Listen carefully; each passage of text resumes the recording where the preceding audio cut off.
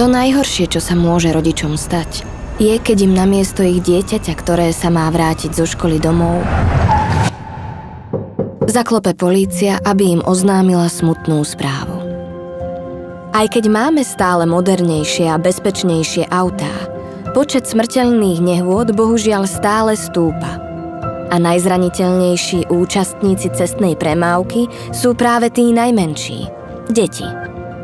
Preto sme sa rozhodli túto situáciu zmeniť a vybudovať moderné, indorové detské dopravné ihriská.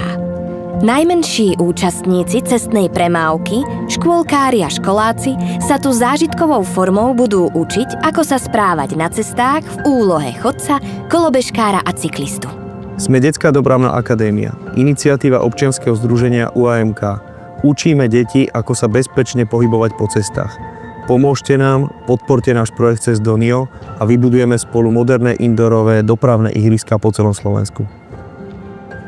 Aby boli na cestách v bezpečí a vždy sa mohli vrátiť domov zdraví a bez nehody.